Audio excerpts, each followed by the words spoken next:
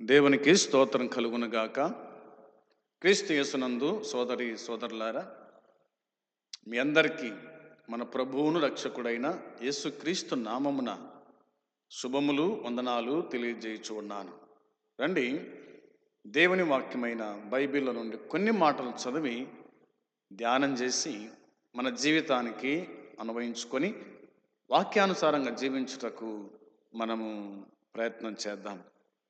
సామెతల గ్రంథం 8వ అధ్యాయం 21వ వచనాన్ని గత దినమందు మనము చదివి ధ్యానం చేసినాం.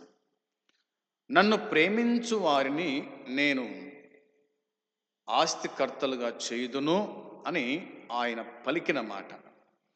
నన్ను ప్రేమించు వారిని అనే మాట ఉంది కాబట్టి అదే మాట 17వ వచనం రాయబడింది. 17వ వచనంలో నన్ను ప్రేమించు వారిని నేను ప్రేమించుచున్నాను అన్నాడు. నన్ను ప్రేమిస్తే నేను కూడా మిమ్మలను ప్రేమిస్తాను. అవునా? నన్ను ప్రేమిస్తే మిమ్మలను ప్రేమిస్తాను అని అన్నాడు. రెండవది, నన్ను జాగ్రత్తగా వెదుకువారు నన్ను కనుగొందురు అని అన్నాడు. ఇందులో మనకు రెండు మాటలు కనిపిస్తాయి. ఒకటి, నన్ను ప్రేమించు వారిని నేను ప్రేమిస్తాను, నన్ను జాగ్రత్తగా వెదుకువారు నన్ను కనుగొందురు అనే మాట. మొదటి మాట ధ్యానం చేద్దాం. ఏమిటి మొదటి మాట? నన్ను ప్రేమించు వారిని నేను ప్రేమించుచున్నాను అనే మాట. సమూయేలు మొదటి గ్రంథము 2వ అధ్యాయము చూడండి, 30వ వచనం. సమూయేలు మొదటి గ్రంథము 2వ అధ్యాయము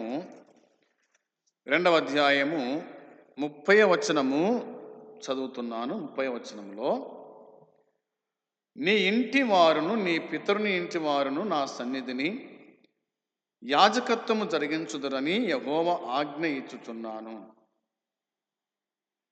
ఉన్నాను. ఇప్పుడు అది నా మనసునకు కేవలము ప్రతికూలమాయనని ఇశ్రాయేలు దేవుడైన యెహోవా సెలవిచ్చుచున్నాడు. కావున యెహోవా వాక్కు ఏదనగా, నన్ను గణపరచు వారిని నేను గణపరచుదును అన్నాడు. నన్ను గణపరచు వారిని నేను గణపరచుదును అని అన్నాడు. ప్రభు ఈ మాటలు మనకు దీవించి సమృద్ధిగా అనుగ్రహించునుగాక. ఆమేన్. నన్ను ప్రేమించు వారిని నేను ప్రేమించుచున్నాను అని చెప్పిన ఆ ప్రభువే సమూయేలు మొదటి గ్రంథం 2వ అధ్యాయము 30వ వచనంలో, నన్ను గణపరచు వారిని నేను గణపరచుదును అని అన్నాడు. ప్రేమించు వారిని ప్రేమిస్తాడు, గణపరచు వారిని కూడా ఆయన ఏం చేస్తాడంట? గణపరుస్తాడంట. ఘనత ఎక్కడుంది? ఎక్కడ దొరుకుతుంది ఘనత అంటే దేవుని యొద్దనే దొరుకుతుంది. ఆయన ఘనమైన వాడు, ఘనుడు, మహోన్నతుడు. అవునా? ఆయన ఘనుడు, మహోన్నతుడు, మహాశక్తి కలిగిన దేవుడు, పరాక్రమశాలి దేవుడు, ఉన్నతుడు. కాబట్టి ఆయన పలికిన మాట, నన్ను గణపరచు వారిని నేను కూడా ఘనపరుస్తాను అనే ఈ మాట మనము అర్థం చేసుకునేవారుగా ఉండాలని నేను మీకు జ్ఞాపకం చేస్తున్నాను. ఇక్కడ రాయబడిన మాట ఏమిటంటే, నన్ను గణపరచు వారిని నేను గణపరుచున్నాను అనే మాటలు ఏలి కుటుంబాన్ని అహరోను సంతానములో యాజకులుగా ఉండకుండా దేవుడు వారిని అనర్హులుగా తీర్పు తీర్చాడని తెలియజేస్తున్నటువంటి మాట ఈ మాట. ఏలి కుమారులు యెహోవాను గణపరచలే. యెహోవాను గణపరచకుండా వ్యభిచారులైనారు.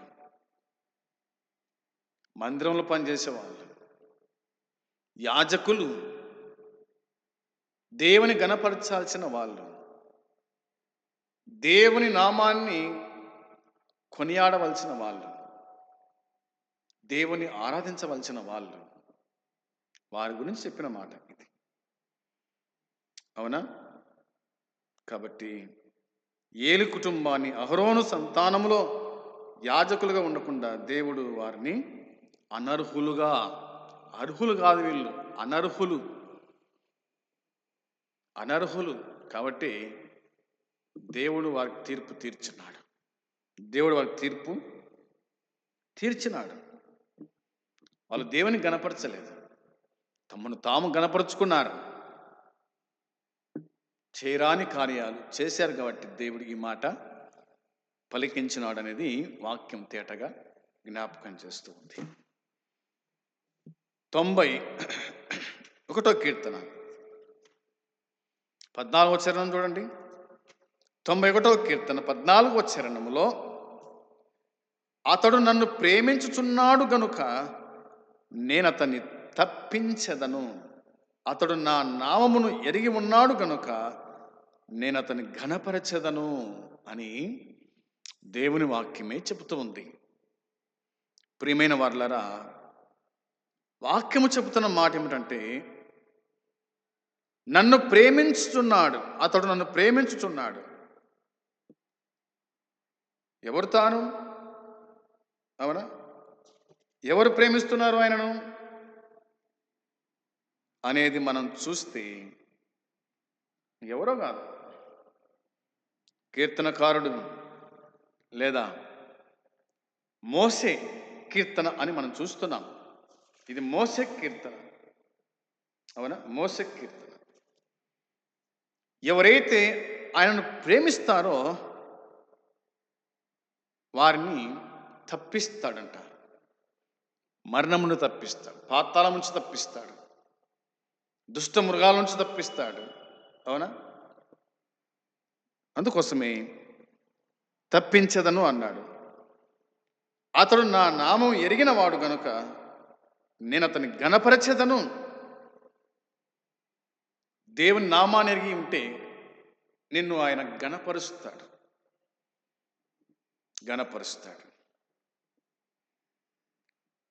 14, 15, 16 వచనాల్లో వ్రాయబడిన మాటలు మనం జ్ఞాపకం చేసుకుంటే, దేవుని నామము ఎరిగిన వాడు అంటే ఆయనతో నిబంధన పూర్వకమైన సంబంధములో ఉన్నవాడే అని అర్థం.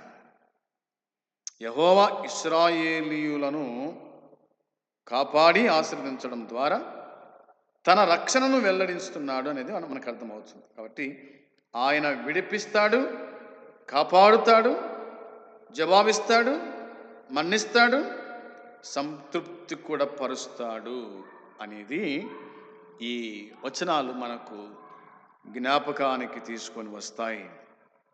ఆయన విడిపించేవాడు, ఆయన కాపాడేవాడు, ఆయన జవాబిచ్చేవాడు, ఆయన మనల్ని తృప్తిపరిచేటువంటి దేవుడు.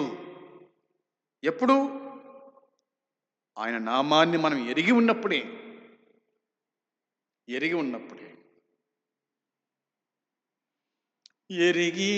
ఎరిగినే చెడిపోతిని. అవునా? కొంతమంది దేవుణ్ణి ఎరిగి చెడిపోయిన వాళ్ళు ఉన్నారు. ఆయన నామాన్ని గ్రహించలేక. అవునా? నిన్ను ఆయన ఎరుగును, నువ్వు ఆయన ఎరుగుదువా?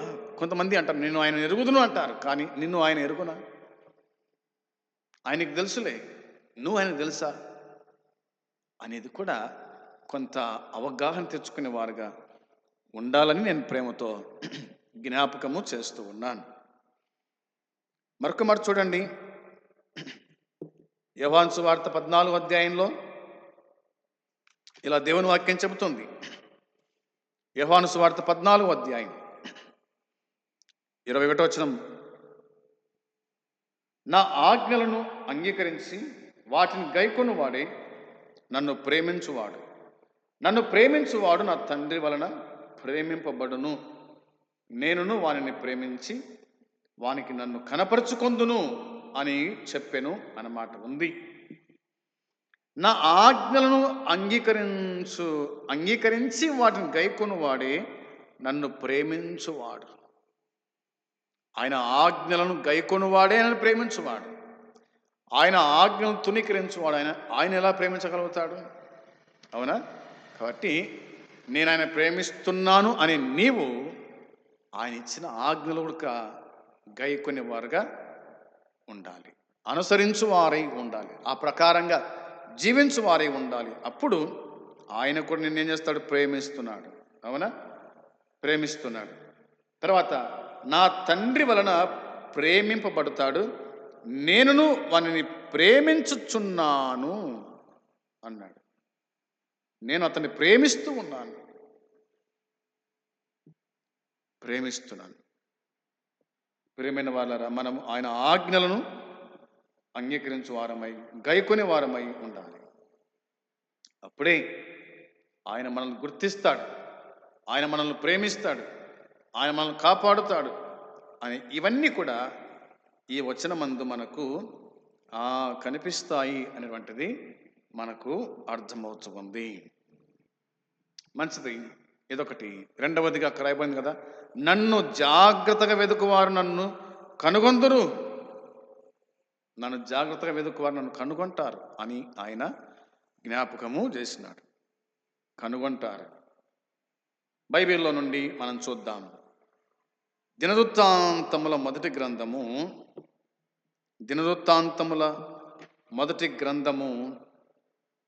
16:10 16వ అధ్యాయము 10వ వచనం మనం చూడండి. 16:10 రాయబడిన మాట నేను మీకు జ్ఞాపకం చేస్తున్నాను.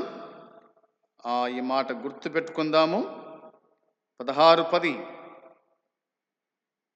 వాక్యం చదువుకుందాం.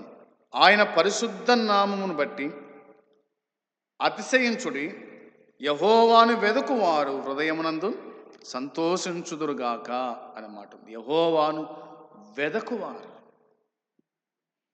యెహోవాను వెదకువారు హృదయమందు సంతోషించుదురు.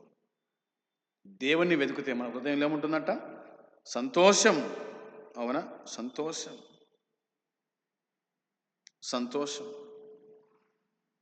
సంతోషం ఎక్కువ లేదు, కానీ దేవుని వద్ద సంతోషము ఉంది. హృదయంలో సంతోషం కావాలంటే దేవుణ్ణి మనం వెతికేవారుగా ఉండాలి.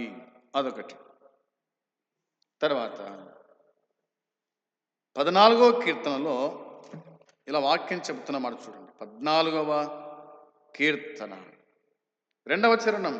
14వ కీర్తన 2వ చరణంలో వివేకము కలిగి దేవుని వెతుకువారు కలరేమో అని యెహోవా ఆకాశం నుండి చూచి నరులను పరిశీలించును అన్నమాట ఉంది. వివేకము కలిగి దేవుణ్ణి వెతుకువారు కలరేమో అని యెహోవా ఆకాశము నుండి చూచి నరులను పరిశీలించను. జాగ్రత్తగా. అవునా? నన్ను జాగ్రత్తగా వెతుకువారు నన్ను కనుగొందురు అనే ఈ మాటను బట్టి ఎలా వెతకాలి? వివేకము కలిగి, జ్ఞానము కలిగి దేవుణ్ణి వెతుకుతే గనక ఆయన కనిపిస్తాడు. వివేకము జ్ఞానము లేకుండా దేవుని వెతికే వాళ్ళు చాలామంది మనకు కనిపిస్తున్నారు. వెతకాల్సిన వాని వెతకకుండా వెతకకూడని దాన్ని వెతుకుతూ ఉన్నారు. ఆయన వెతుకుదాం అనేది వాక్యము చెబుతున్న మాట. 22వ కీర్తన 26వ చరణం. 26వ చరణంలో రాయబడిన మాట మనం చూడగా, దీనులు భోజనం చేసి తృప్తి పొందెదరు, యెహోవాను వెదుకువారు ఆయనను స్తుతించుదురు. మీ హృదయములు తెప్పరిల్లి నిత్యం బ్రతుకుదురు అనే మాట కనిపిస్తూ ఉంది. అవునా? ఎంత మంచి మాట చూడండి. దీనులు భోజనం చేసి తృప్తి పొందుతారంట. తృప్తి పొందుతారు. యెహోవాను వెదుకువారు, యెహోవాను వెదుకువారు ఆయనను స్తుతించెదరు. యెహోవాను వెదికేవాడు ఆనందిస్తాడు. యెహోవాను వెదికేవాడు యెహోవాను స్తుతిస్తాడు. యెహోవాను స్తుతిస్తాడు. అప్పుడేమవుతుందంటే మీ హృదయములు తెప్పరిల్లి నిత్యము బ్రతుకును. స్తుతించినప్పుడే మన హృదయాలు తెప్పరిల్లుతాయి. మనం నిత్యము బ్రతుకుతాము, నిత్యం బ్రతుకుతాము అనేది మనకు అర్థమవుతుంది. 24వ కీర్తన 6వ చరణం, 24 6వ చరణంలో ఆయన ఆశ్రయించువారు, ఆయన ఆశ్రయించువారు, యాకోబు దేవ నీ సన్నిధిని వెతుకువారు అట్టివారే, నీ సన్నిధి వెతుకువారు అట్టివారే అనే మాట కనిపిస్తుంది. ఆయన సన్నిధి వెతుకువారు అట్టివారే. ఆయన సన్నిధి మనం వెతికేవారుగా ఉండాలి. ఆయన సన్నిధికి వచ్చేవారుగా ఉండాలి. ఆరాధనకు రావాలి, సంఘ కొడికలకు రావాలి, విజ్ఞాపనకు రావాలి, స్థల కొడికకు రావాలి. అలాంటి వారే ఆయన కావాల్సిన వాళ్ళు అనేది దేవుని వాక్యం చెబుతుంది. 53వ కీర్తన 2వ చరణం, 53వ కీర్తన చూడండి. 53వ కీర్తన 2వ చరణం. వివేకము కలిగి దేవుని వెతుకువారు కలరేమో అని దేవుడు ఆకాశం నుండి చూచి నరులను పరిశీలించుచున్నాడన్నమాట మనకు అనిపిస్తుంది కదా. అవునా? దేవుని వెతుకువారు కలరేమో అని ఆయన పరిశీలన చేస్తున్నాడు. 105వ కీర్తన 3వ చరణంలో, 105వ కీర్తన 3వ చరణం, ఆయన పరిశుద్ధ నామమును బట్టి అతిశయించుడి, యెహోవాను వెదుకువారు హృదయమందు సంతోషించుదురుగాక. యెహోవాను వెదుకువారు హృదయమందు సంతోషించుదురుగాక అనే మాట రాయబడింది. చివరికి మాట చూడండి. 119వ కీర్తన 2వ చరణం, 119వ కీర్తన 2వ చరణంలో రాయబడిన మాట, వారు ఆయన మార్గములలో నడుచుకొనొచ్చు ఏ పాపమును చేయరు అని వాక్యం చెబుతుంది. నేను చదివిన 3వ చదువుకున్నాను. 2 చూడండి. ఆయన శాస్త్రములను గైకొనొచ్చు పూర్ణ హృదయముతో ఆయనను వెదుకువారు ధన్యులు. ఆయన శాస్త్రములను గైకొనొచ్చు పూర్ణ హృదయముతో ఆయనను వెదుకువారు ధన్యులు. ఆయన వెదికేవారు ధన్యులు. ఎలా వెదకాలంట? పూర్ణ హృదయముతో ఆయన వెదకాలి అనేది దేవుని వాక్యమైన బైబిల్ మనకు జ్ఞాపకం చేస్తూ ఉంది. కాబట్టి నన్ను ప్రేమించు వారిని నేను ప్రేమించుచున్నాను అని ప్రభు చెప్పిన మాట. మనము ఆయనను ప్రేమిస్తే ఆయన మనల్ని ప్రేమిస్తాడు. మనము ఆయన గణపరిస్తే ఆయన మనల్ని గణపరుస్తాడు. హృదయంలో సంతోషం, ఆనందం కలుగుతూ ఉంది. అవునా? ఆయన మనల్ని తృప్తిపరుస్తాడు. ఇలాంటి వారు హృదయమందు సంతోషిస్తారు, వర్ధిల్లుతారు, వారే ధన్యులు అని దేవుని వాక్యం తేటగా జ్ఞాపకం చేస్తుంది. ఆ విధంగా ప్రభువును ప్రేమించుచు ప్రభువు చేత ప్రేమించబడదాం, ప్రభువును గణపరుస్తూ ప్రభువును గణపరుచుతాం, లేదా ప్రభు చేత గణపరచబడదాం. ఆ విషయాలన్నీ కూడా గుర్తుపెట్టుకొని ప్రభువునకు ఇష్టలుగా బ్రతుకుదాం. అట్టి కృప దేవుడు మనకు అనుగ్రహించునుగాక. ఆమేన్. ప్రార్థన. ప్రేమగల తండ్రి, మీకు వందనాలు, స్తోత్రం చెల్లించుకుంటున్నా. మీరు అందించిన చిన్న మాటలు దీవించి ఆశీర్వదించండి. అనేకుల హృదయాలు కార్యం జరిగించి ప్రతిఫలం దయచేయమని యేసయ్య నామములో అడిగి వేడుకుంటున్నాము తండ్రి. ఆమేన్. పరలోకమందున తండ్రి ప్రేమ, ప్రభువైన యేసుక్రీస్తు కృప, పరిశుద్ధాత్మ సన్నిధి సహవాసం కూడి వచ్చిన మనకు సకల పరిశుద్ధులకు ఇప్పుడు ఎల్లప్పుడు సదాకాలము తోడై ఉండునుగాక. ఆమేన్. మంచిది. అందరికీ వందనాలు తెలియజేస్తూ ఉన్నాను.